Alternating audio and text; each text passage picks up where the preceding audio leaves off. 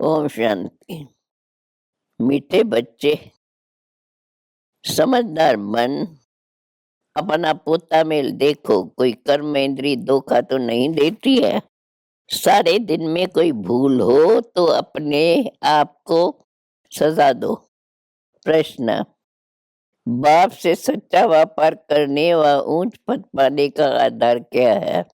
उत्तर: बाप से सच्चा व्यापार करना है तो बाप के हर डायरेक्शन पर चलो।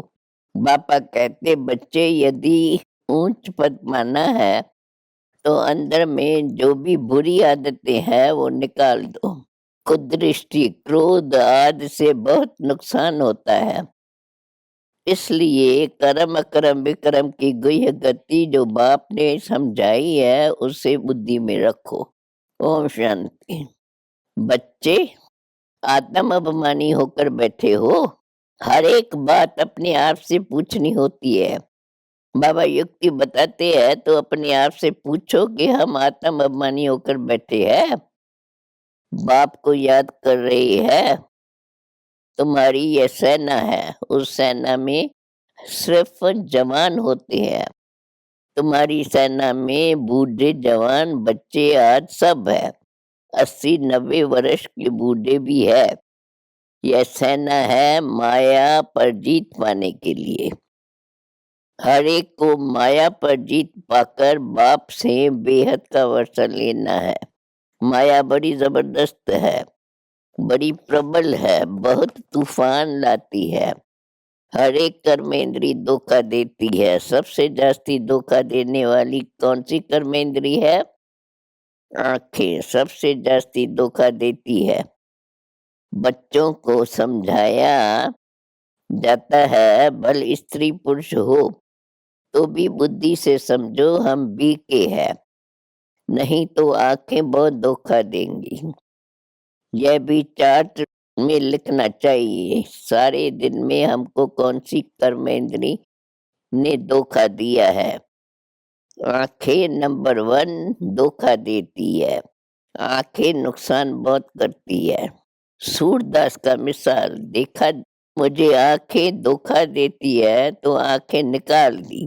बल बच्चे सर्विस बहुत अच्छी करते हैं, परंतु माया भी कम नहीं है। आंखें बहुत धोखा देती है और एकदम पदभ्रष्ट कर देती है।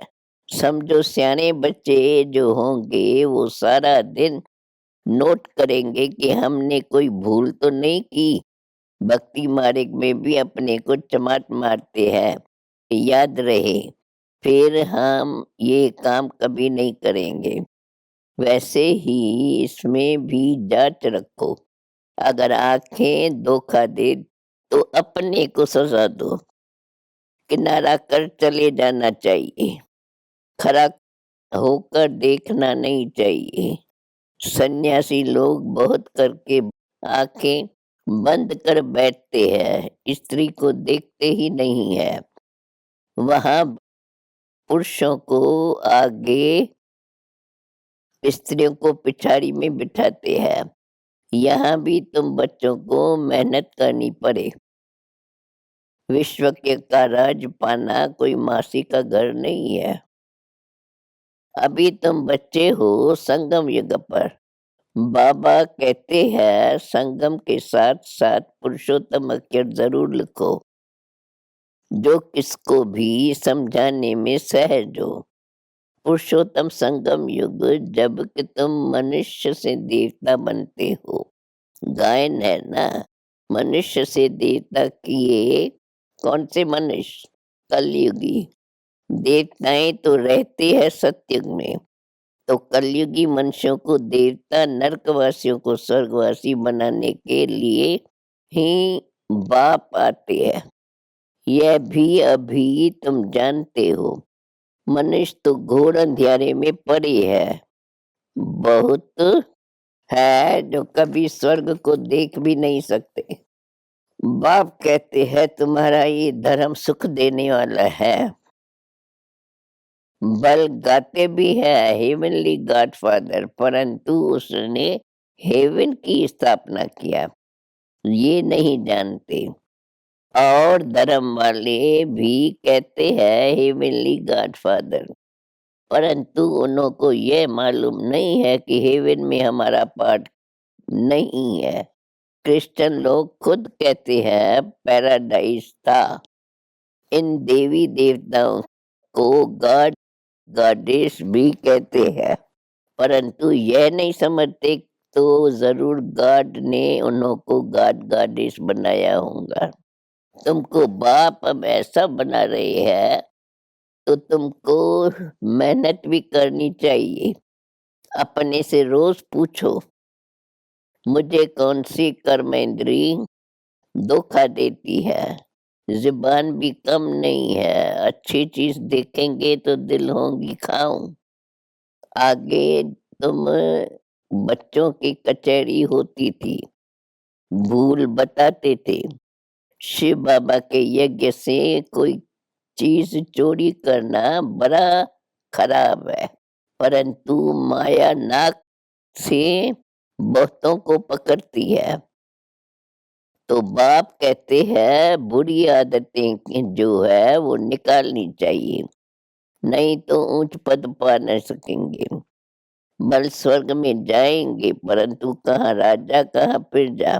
प्रजा में भी गरीब शाहूकार होते हैं, तो कर्म इंद्रियों की बहुत संभाल रखनी चाहिए, पोता मेल रखना चाहिए। ये भी व्यापार है, कोई बिरला ही ये व्यापार करे। बाप समझाते हैं, बच्चे अगर मेरे से व्यापार करना है, ऊंच पद पाना है तो डायरेक्शन पर चलो। माया तुमको भुलाएंगी जरूर। अगर बाप के मत पर नहीं चलेंगे तो पिछाड़ी में सब साक्षात्कार होंगे, फिर तुम बहुत पश्चाताप करेंगे। अभी तो सब कहते हैं हम नर से नारायण बनेंगे, परंतु अपने आप से पूछते रहो, बाबा के डायरेक्शन को अमल में लाओ तो बहुत उन्नति होंगी। सारे दिन का पोता में लिखो, आंखों ने कहा धोखा तो नहीं दिया। मंजिल बहुत ऊंची है, इसलिए 8 रत्न ही पास बिता नर निकलते हैं। बल 9 रत्न भी होते हैं, उसमें नंबर 1 तो है बाबा। बाकी 8 रत्न जब कोई ग्रहचारी बैठती है तो 8 रत्न की अंगूठी पहनते हैं। सत्युग में तो ये बातें ही नहीं होती, क्योंकि रावण राज है नहीं। उच्च पद देने लिए भगवान तुमको पढ़ाते हैं, विचार करो, गुरु भी करते हैं ना। यह तो सतगुरु है, उन्होंने ये सर्वव्यापी के बाप से बेमुख कर दिया है। तुम समझा सकते हो। बाप कहते हैं माँ में कम याद करो, मैं पतित पावन हूँ। फिर तुम कहते हो टिक्कर बितर में है। अब बाप कहते हैं तुम सब आसुरी मत पर मेरी गिलानी अपकार करते आए हो, अब हमको सब पर उपकार करना है। तुम बच्चों में कुछ दृष्टि क्रोध आदि कुछ नहीं होना चाहिए, अपना ही नुकसान करते हो। कुछ दृष्टि होती है तो उनका भी वाइब्रेशन आता है, दूसरे को भी कशिश होती है। बाबा घड़ी घड़ी बच्चों को ध्यान खिंचवाते हैं। बच्चे अपने को देखो कि कोई भी कर्म इंद्री के वश तो हो, कर्म तो नहीं बनाया। यह है विक्रम संवत, पहले था विक्रमाजीत संवत। फिर जब विक्रम करना शुरू करते हैं तो विक्रम संवत होता है। अब बाप बच्चों को कर्म अकर्म विक्रम की गति भी समझाते हैं। कर्म तो करना ही होता है। सत्युग में तुम्हारा कर्म अकर्म बनता है। ये सब बातें तुम अभी जानते हो, दूसरे तो बिल्कुल घोर अंधियारे में है। तुमको अभी ज्ञान का तीसरा नेत्र मिलता है। त्रिनेत्री त्रिकालदर्शी बनाने वाला एक ही बाप है। इस ड्रामा के राज को कोई बिल्कुल ही नहीं जानते। तो मूल वतन, सूक्ष्म वतन, स्थूल वतन सबको जानते हो। आधा समय के बाद फिर दूसरे धर्म आते हैं। जो वृद्धि को पाते हैं उनको गुरु नहीं कहेंगे। गुरु तो एक के सिवाय कोई है नहीं, अर्थात सद्गति करने वाला एक ही है। अब सबकी सद्गति होनी है, उनको धर्म स्थापक कहा जाता है, न कि गुरु। तो उनको याद करने से कोई सद्गति नहीं होगी, विक्रम विनाश नहीं होंगे। उसको भी भक्ति कहा जाता है। ज्ञान की लाइन में सिर्फ तुम ही हो। ये है पांडव सेना, तुम सब पंडे हो। शांति धाम और सुख धाम में ले जाने वाले तुम्हारी बुद्धि में है, हम गाइड्स है। बाबा भी लिबरेटर और गाइड है, हर एक को लिबरेट करते हैं। बाबा कहते हैं मुझे याद करो तो विक्रम विनाश हो। फिर अगर कोई विक्रम किया तो 100 गुना दंड हो जाता है। इसलिए जहाँ तक हो सके विक्रम नहीं करो, जो नाम बदनाम हो। विक्रम करने से फिर वृद्धि को पाएंगे। इसलिए अब बहुत खबरदारी रखना। भाई बहन की दृष्टि बहुत पक्की चाहिए। हम ब्रह्मा के बच्चे, शिव के पोत्रे हैं। शिव बाबा से हमने प्रतिज्ञा की है, फिर भी माया बहुत धोखा देती है। कहना बड़ा सहज है, हम लक्ष्मी नारायण बनेंगे, परंतु डायरेक्शन पर भी अमल करना पड़े। स्त्री पुरुष सारा दिन ये ज्ञान की बातें आपस में करते रहे। दोनों कहते हैं हम बाबा से पूरा वर्षा लेंगे, टीचर से पूरा पढ़ेंगे। अरे ऐसा टीचर फिर कब मिलेगा क्या? यह बस तुम ही जानते हो। देवताएं भी बाप को नहीं जानते तो और धर्म वाले कैसे जानेंगे?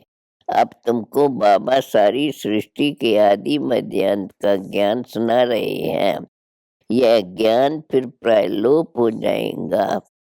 मैं ही प्रायलोप हो जाता हूँ, तो फिर यह ज्ञान कहाँ से मिलेगा?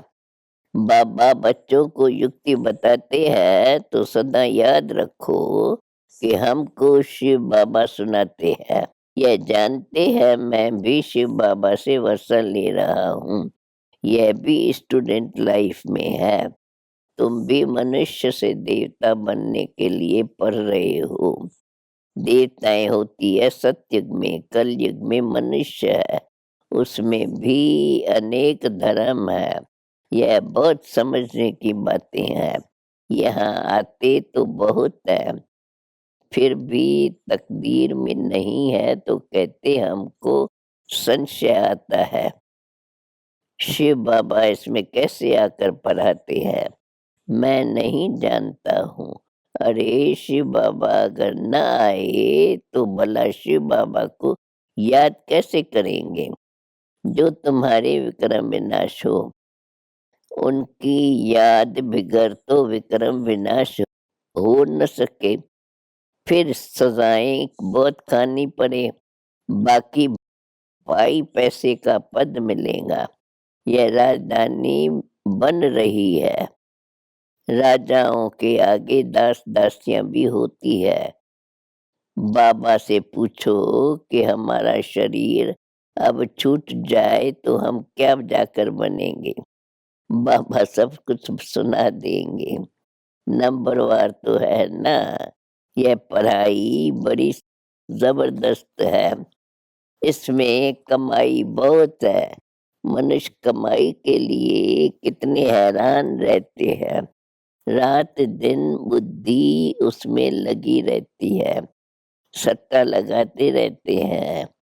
तुम्हारे पास भी बड़ी व्यापारी लोग आते हैं, कहते हैं क्या करें फुर्सत नहीं है। अरे विश्व की बातें मिलती है, सिर्फ शिव बाबा को याद करना है। अपने अष्ट देव को भी याद तो करते हो ना। कोई देवता को याद करने से विक्रम विनाश नहीं होंगे। इसलिए बाबा बार बार समझाते हैं ताकि कोई ऐसे न कहे कि हमको कोई ने समझाया नहीं। तुम बच्चों को हर एक को पैगाम देना है। एरोप्लेन से पर्चा गिराना भी बहुत अच्छा है। कोई ऐसा न रह जाए जो कहे कि हमको मालूम ही नहीं पड़ा कि बाबा आया है। इसलिए ये सब करना पड़ता है। ब्रह्मा है शिव का पहला बच्चा। प्रजापिता ब्रह्मा वो भी बाप ठहरा ना। ब्रह्मा द्वारा शिव बाबा स्वर्ग की स्थापना करते हैं। बाबा कहते हैं मैं इन द्वारा आदि सनातन देवी देवता धर्म की स्थापना कर रहा हूँ। होवनहार विनाश के बाद विश्व में सुख शांति पवित्रता होंगी। कल्प कल्प ऐसे स्वर्ग की स्थापना होती है। सदैव बाबा बाबा कहते रहो। बाबा कहने से ही आंखों से प्रेम के आंसू आ जाए। बाबा आपसे कब मिलेंगे? परंतु जो सन्मुख बैठे हैं वो मानते नहीं और नहीं देखने वाले तरफ से है। वंडर है लिखते हैं बंधन से छुड़ाओ।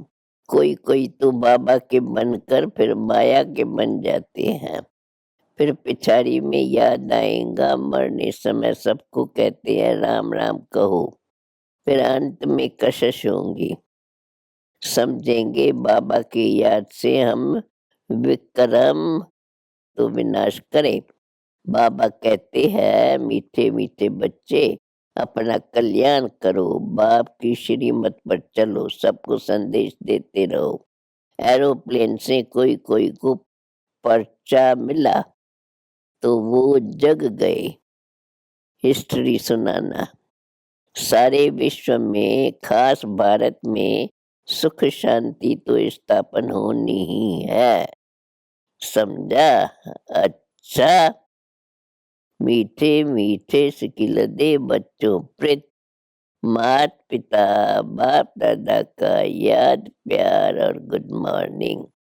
रूहानी बाप की रूहानी बच्चों को नमस्ते। धारणा के लिए मुख्य सार। भाई बहन व भाई भाई की दृष्टि पक्की करनी है। बहुत खबरदार रहना है। ऐसा कोई कर्म न हो जो बाप का नाम बदनाम हो। बाप में कभी भी संशय नहीं लाना चाहिए। प्रेम से बाप को याद करना है।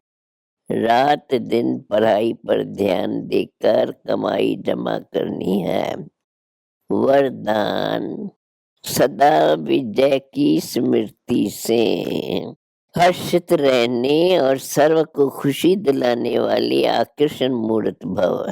हम कल्प कल्प की विजयी आत्मा है। विजय का तिलक मस्तक पर सदा चमकता रहे तो यह विजय का तिलक औरों को भी खुशी दिलाएगा। क्योंकि विजयी आत्मा का चेहरा सदा ही हर्षित रहता है। हर्षित चेहरे को देखकर खुशी के पीछे स्वतः ही सब आकर्षित होते हैं। जब अंत में किसी के पास सुनने का समय नहीं होगा तब आपका आकर्षण मूर्त हर्षित चेहरा ही अनेक आत्माओं की सेवा करेगा। स्लोगन अव्यक्त स्थिति की लाइट चारों ओर फैलाना ही लाइट हाउस बनना है। ओम शांति।